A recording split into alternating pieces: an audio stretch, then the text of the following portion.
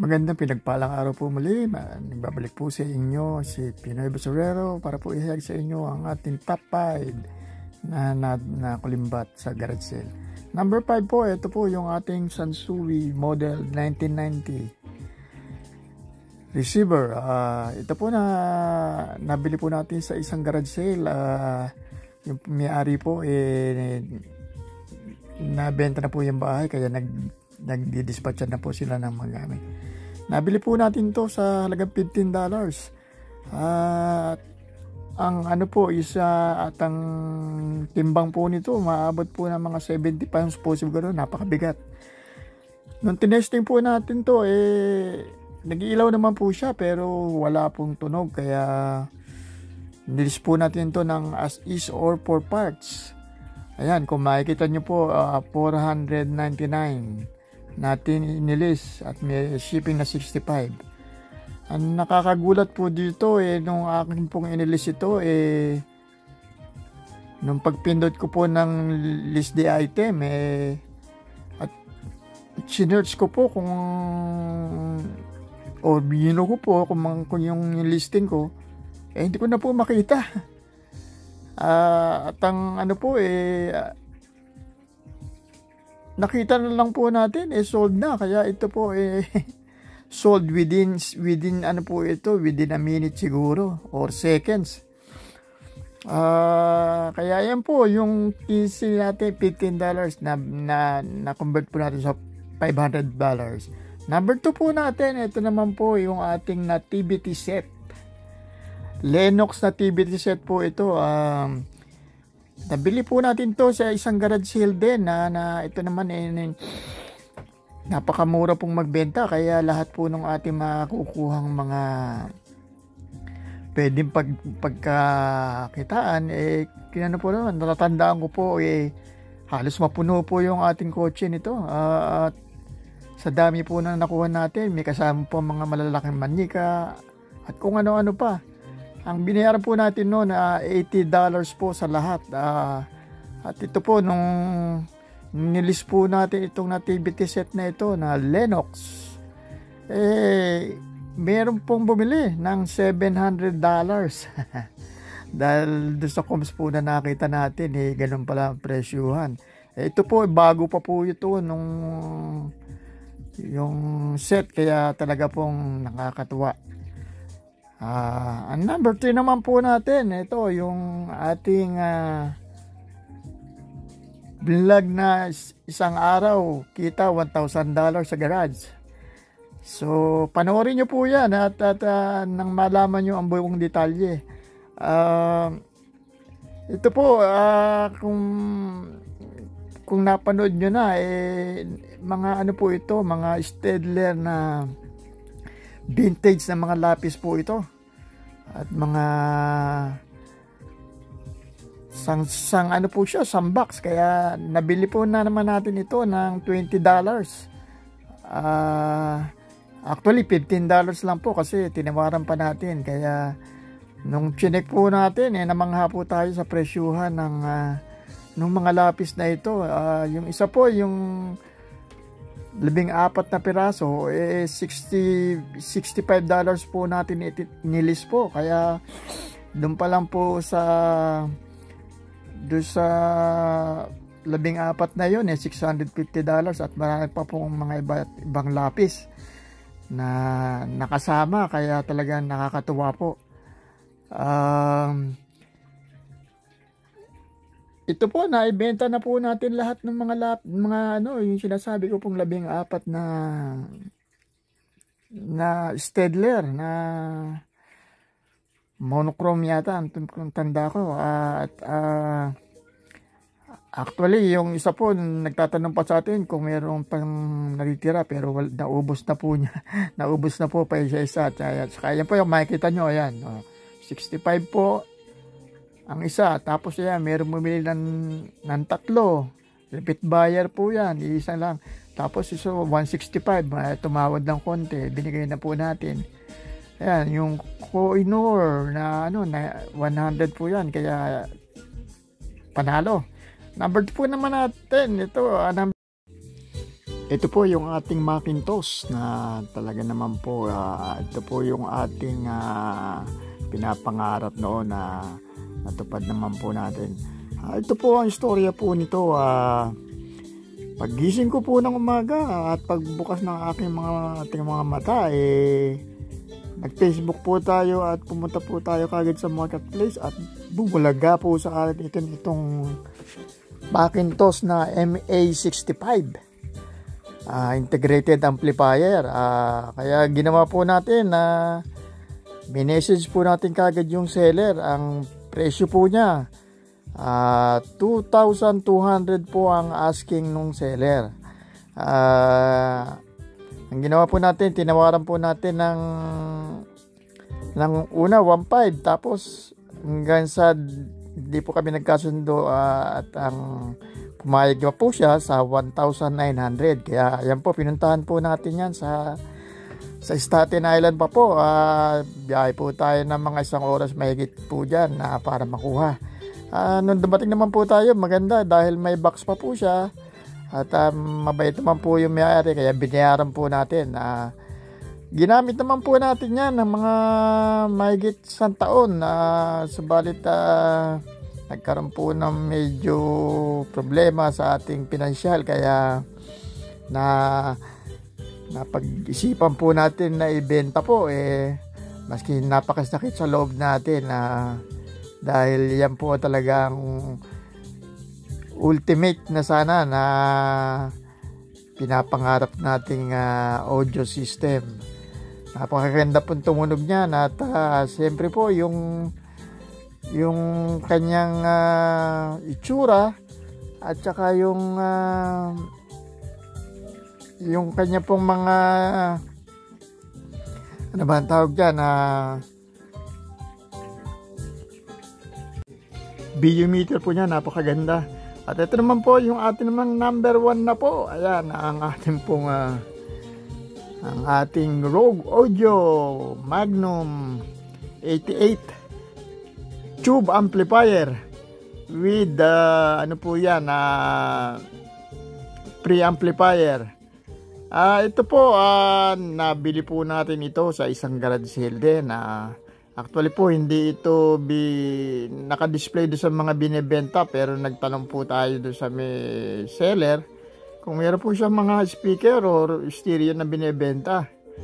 So, doon po sa garahe, sinama po niya tayo at sinabi, meron akong amplifier. Actually, sabi niya sa asawa niya daw to, kaya naghiwalay na sila, kaya pwede niya pong i-dispatch na. So, nung tinanong po natin kung magkano po ito, sabi niya 200 para doon sa amplifier. Nung makita ko po yung box, ang nakalagay po is tube amplifier po siya, kaya tapos sinilip ko po, nandun naman po yung laman at mukhang bago pa dahil original yung box niya. Tapos yung mga styro na packaging nandun pa po, kaya nanginig po ang ating laman, kasi pag tube amplifier po, alam naman natin na napakamahal po niyan. Kaya ang ginawa ko po, sabi ko po, sige, kukunin ko yan. At sabi ko po, sige, bibigyan kita ng 300 kako. Dahil gustong gusto ko yung ganyan. Tapos tuwan-tuwa naman po yung seller at sabi niya, naku, salamat at pati po yung yung speaker na nandun at saka yung isang CD player na nakabox din po, binigay niya na po sa atin. Kaya talagang panalo po ito. Kaya nung naiuwi na po natin, ayun, tinignan nga po natin, talagang halos parang bago pa po at mukhang hindi pa po gamit ito. Kaya kung makikita nyo, nilist po natin ng 1,750 yung amplifier pa lang. At yung preamp niya po, ang tanda ko po, nabili po din yun ng mga 1,500. Kaya ito po napakalaking jackpot na siguro na nangyari sa ating paggagarage. Kaya ang ano ko po is pag kayo po ginaya nyo po itong ginagawa ko, nako, meron pong jackpot talaga na pwedeng mangyari sa inyo. Yung ano nga po pala nito, yung tunog po nito napakaganda. Kaya nung tinesting po natin, binidyo natin ito, talagang ang ganda-ganda po ng tunog niya. Kaya lang palibasa nga po, naghahabol po tayo sa makaipon, binenta na rin po natin. Kaya nabili naman po at kaya ang laki po ng ng panalo po natin. Ito sunod po yung ito yung Rega Planet na CD player na sinama niya na po doon sa bentahan. Nabenta po natin naman yan ng 500 dahil high-end na CD player po yan. At may box at may remote po rin po, kaya talagang mabilis din po siyang nabili. Yung kasama po niyang speaker, ayan po, kung makikita nyo, PSB na may stand. Piano finish po siya at maganda rin. Pero nang binenta po natin to, naka 400 din po yata tayo. At hindi na po kasama yung stand kasi mahirap pong i-ship pagka may stand. Magdadalawang box pa tayo. Kaya yung stand po niya nandito sa akin. Kahoy lang naman po siya, kaya hindi naman at PSB from Canada po yan. Kaya yun po. Ito po bonus na lang po natin ito kasi ibabagi ko na rin po sa inyo. Ito yung atin pong ayan, nakikita nyo noong 2018 nakabili tayo ng Marantz 4240. Ayan po yung makikita nyo nung nabili po natin. Ayan po siya, may mga ilaw na hindi gumagana at hindi pa po masyadong nung lilinis po natin yan at pinag-aralan po natin na kung paano papalitan yung mga ilaw na basag, at kaya nakakatawa rin po dahil natutunan na po natin magpalit po ng mga ilaw niya na LED, tsaka nilinis po natin, kaya maganda na po siya ngayon. Panoorin nyo po yung buong detalye nung sa vlog po natin, binlog po natin yan kung paano natin nakuha. At yan po kasi pinuntahan pa natin sa upstate New York. Biyahe po tayo dyan na kulang-kulang 2 oras para makuha lang po. Pero sulit naman po. Nakalis po yan sa Craigslist, kaya ng 250, pero natawaran po natin ng 200. Kaya dali-dali po natin pinuntahan yan dahil gusto po natin magkaroon ng Marantz. Kaya ayan po, magandang po to. Ito po, ang presyuhan po ngayon yan nasa 1,000 pataas na po. Pinakamababa na po dyan ng 1,000. Kaya ang maganda po nito, may wood case po ito, kaya bihira po ang Marantz na may wood case pa at kaya napakaganda po. Aari na po natin to, kaya iuwi po natin sa Pilipinas to. Susunod po natin, ito naman yung Yamaha B2 na power amplifier po natin. Ito bihira na po ang nakakaligtas na Yamaha B2 kasi yung meron po silang transistor na ginamit dito na talagang maganda, hindi na po sila gumagawa ngayon. Ito naman po, nabili po natin sa isang estate sale. Ang tanda ko po, 450 po ang bili natin dito. Tapos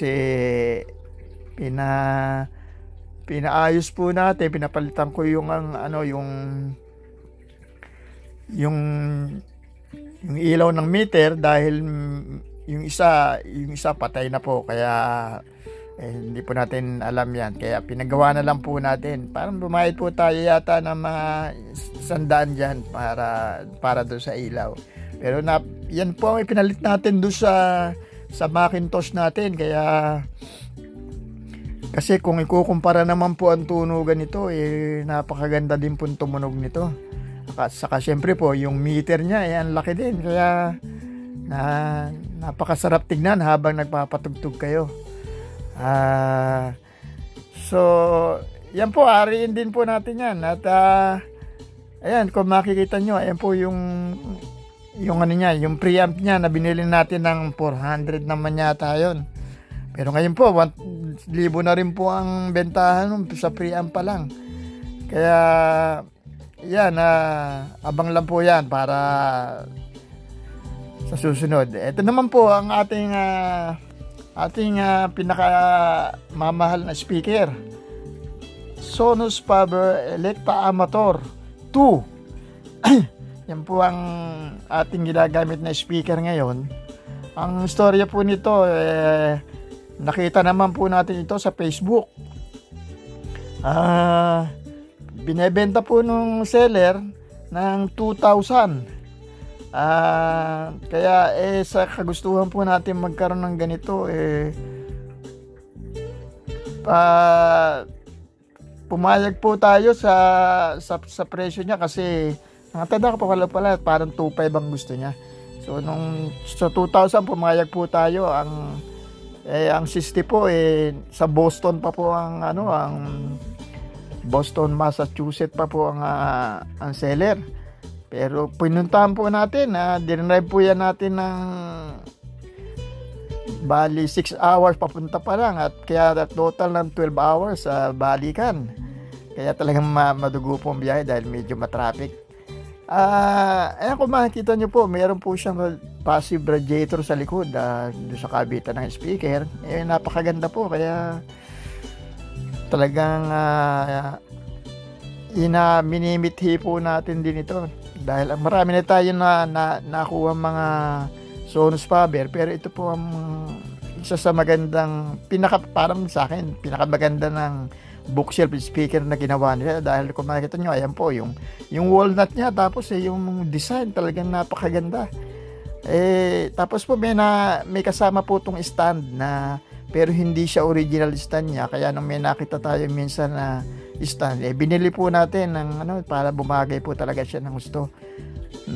Stand pa lang po nito nasa $300 na. Ang istorya nga po pala,